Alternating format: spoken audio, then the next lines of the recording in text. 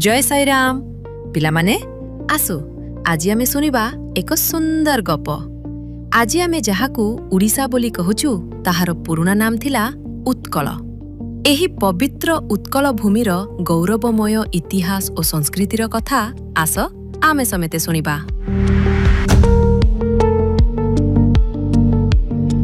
लांगुला नरसिंह देव 18 वर्ष बयसरे से दक्षिण को युद्ध करने जाती।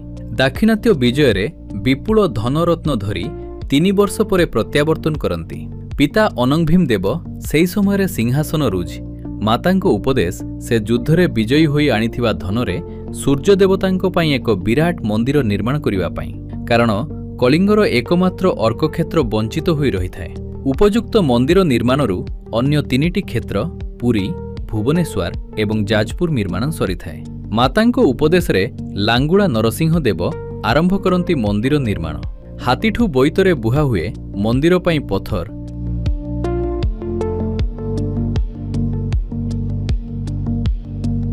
कारीगर माने तांको कलार श्रेष्ठ प्रदर्शन करती। दीर्घ वर्षर परिश्रमर फलस्वरूप एही भव्य कोणार्क मंदिर निर्माण करा जायतिला। एहीपरि खबर जानिबा पई लाइक, शेयर, सब्सक्राइब करने सहित पिलामाने सबुदिन ही बाल विकास क्लास रे प्रति रविवार जोगदेई भल पिला हेबा सह उत्तम संस्कार अर्जन कर। अच्छी नदी और बंगोपसागर संगम स्थान रे एही मंदिर निर्माण करा जायतिला। सेही समय रे एहा एक पोताश्रय बंदर थिला। एहार नाम थिला कोणगर।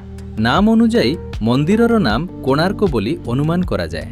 कोणार्क शब्दर व्याख्या अनुजाई संस्कृत शब्द कोण युक्त अर्कर संयोगरू आसीछि। कोणार अर्थ गोटे पार्श्व किंबा 2टी दिगर मिलन स्थान और अर्कर अर्थ सूर्य। एही मंदिरटी सूर्यदेवंको उद्देश्य होइथिबारु एही जागर नाम कोणार्क दिया जाइछि बोली मत पोषण करा जाए। पाश्चात्य देशर नाविक माने एही मंदिर को ब्लैक पगोडा एवं पुरी जगन्नाथ मंदिर को व्हाइट पगोडा नामरे नामित करथिले। तत्कालीन उत्कलीय नौबाणिज्यर एहा थिला सूचित पथ। एही मंदिर देय नाविक मानक पई थिला दिग निर्णय सूचक। कलिंगवासी विभिन्न देश सहित वाणिज्य करुथिबार अनेक प्रमाण रहिछि। पूर्व आफ्रिका सहित वाणिज्य संपर्क थिबार प्रमाण सूर्य मंदिर रे थिबा कला को देखिले प्रतिपादित हुए। आफ्रिका रे जिराफ देखा जाए। मंदिर रे थिबा कला रे मध्य जिराफ चित्र देखिबाकू मिले, जहाकी पूर्व आफ्रिका सहित कलिंगर संपर्क थिबार सूचना मिले। पुनश्च गवेषणारू जना जाए जे ख्रीष्ट पूर्व 587 रु 550 मध्य चीनर राजा जेउ धातव मुद्रा प्रचलन करुथिले ताहा उत्कलर प्रभाव बोली अनुमान करा जाए। ख्रीष्ट पूर्व 75 रे कलिंग बसी माने जब दीपयात्रा करुथिबार सेठाकार प्रचलित अदबरू जना जाए। सेहीपरि रोम एवं कलिंगर संपर्क थिबार बहु प्रमाण मिले।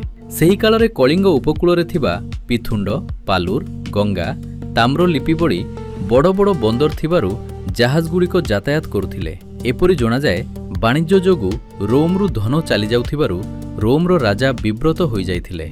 ओडिशार माटी खोलिले रोमर अनेक पदार्थ मिलिथाए, जहाकू प्रत्नतत्त्ववित्त माने अनुशीलन करंती। केउ प्राग ऐतिहासिक कालरू रहिछि उत्कलीय नौबाणिज्यर पादचिह्न।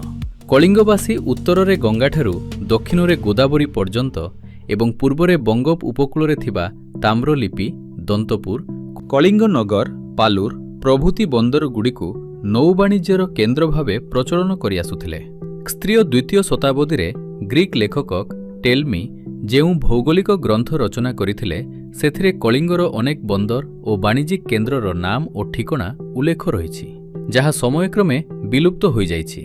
तांको मतरे अनेक बंदर जेपरिकि पालुरु, बरुण, काटी कधर्म, नानी गेन, कोणगर बा कोणार्क, कोसाम्ब, चिंडिस, पिथुंड, कलिंगनगर इत्यादि वाणिज्यिक केन्द्र भावे परिचित थिला।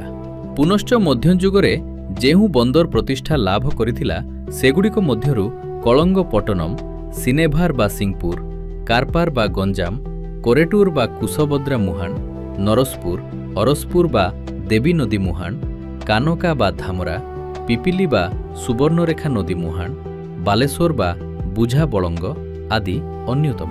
4th शताब्दी रे फायान कलिंग बंदर देई ताम्रलिप्त ठारे पहुंचीथिले, जहा वर्तमानर मेदिनीपुरे अवस्थित बोली तांको विवरणीरू जना जाए।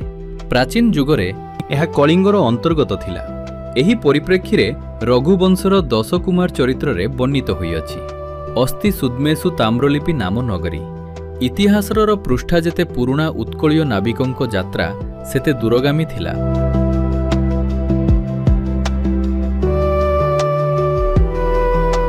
ବନ୍ଦର ବାଣିଜ୍ୟ ନୌଯାତ୍ରା ସେତେ ରୁଦ୍ଧିମନ୍ତ, ଯାହା ପ୍ରାଚୀନ ଉତ୍କଳର ଶୋଭାକୁ ମହିମା ମଣ୍ଡିତ କରୁଥିଲା। ଏହି ରିପୋର୍ଟଟି ଶ୍ରୀ ସତ୍ୟ ସାଇ ସେବା ଗ୍ରୁପ ଡିଜିଟାଲ ଚ୍ୟାନେଲ ଦ୍ୱାରା ପ୍ରସ୍ତୁତ। सत्यरूपाय नमो नमो धर्मरूपाय